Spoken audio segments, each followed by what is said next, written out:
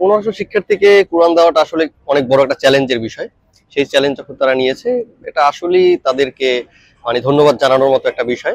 প্রতিটি শিক্ষার্থীর মাঝে নীতি নৈতিকতা, আদর্শ, সৎ, দক্ষ মানুষ গড়ে তোলার লক্ষ্যে মূলত আমরা যে কর্মসূচিগুলো বাস্তবায়ন করে থাকি তারই ধারাবাহিকতায় আমরা এই কর্মসূচি হাতে নিয়েছি। প্রথমত যখন দেখলাম যে বাংলাদেশ ইসলামী ছাত্র শিবির এরকম একটা সুন্দর আয়োজন করছে, আমি খুব অবাক হলাম যে যে সময় ছাত্র রাজনীতির এরকম নেগেটিভ বিভিন্ন প্রচারণা হচ্ছে, সেখানে বাংলাদেশ ইসলামী ছাত্র শিবির হঠাৎ করে এরকম একটা সুন্দর আয়োজন তাদের মাধ্যমে করতেছে। আমি খুবই অবাক হয়েছি যখন দেখলাম যে 1500 শিক্ষার্থীকে কোরআন দেওয়াটা আসলে অনেক বড় একটা চ্যালেঞ্জের বিষয়। সেই চ্যালেঞ্জ যখন তারা নিয়েছে, এটা আসলেই তাদেরকে ধন্যবাদ জানানোর মতো একটা বিষয়। আমি এটাকে খুবই ইতিবাচক ভাবে নিচ্ছি এবং এখানে আমি প্লাস আমার সহপাঠীবৃন্দ সবাই রেজিস্ট্রেশন অলরেডি করে ফেলছি।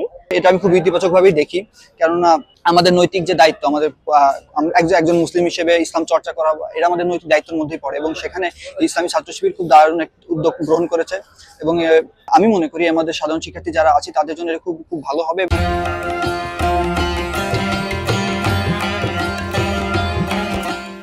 আমরা এই কর্মসূচির আওতায় এই কারণে ক্যাম্পাসে নিয়ে আসি, আমরা বিশ্ববিদ্যালয়ের প্রতিটি শিক্ষার্থীর হাতে একটি করে কোরআন বিতরণ করছি।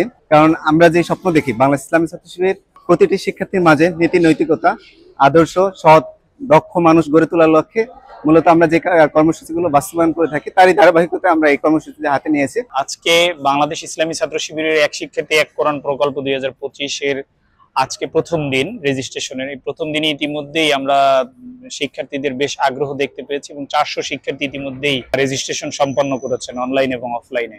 আমরা যে বিষয়টা বলতে চাই সেটি হচ্ছে বাংলাদেশ শিক্ষা ব্যবস্থায় একটি আদর্শ শিক্ষা ব্যবস্থা প্রতিষ্ঠিত হওয়ার কথা ছিল এবং স্বাধীনতা পরবর্তী সময় বাংলাদেশ যেভাবে গড়ে ওঠার কথা ছিল সেটা আমরা সেই শিক্ষা কমিশন বা সেই শিক্ষা ব্যবস্থা দেখতে পাইনি, যার কারণে আমাদের নৈতিকতা সমৃদ্ধ একটি সমাজ গঠন করার ক্ষেত্রে এটা এক ধরনের বাধা মনে করেছি। বাংলাদেশ ইসলামী ছাত্র শিবির প্রত্যেকটি ক্যাম্পাসে বিভিন্ন সময়ে তার ইতিবাচক রাজনীতি করে আসছে, তারই অংশ হিসেবে এই কোরআন বিতরণ এটা মূলত প্রত্যেকটি শিক্ষার্থীর কাছে পৌঁছানোর মাধ্যমে তার ইথিক্যাল এবং তার সোশ্যাল ভ্যালুস ইমপ্রুভমেন্টের জন্য এটা কাজ করবে।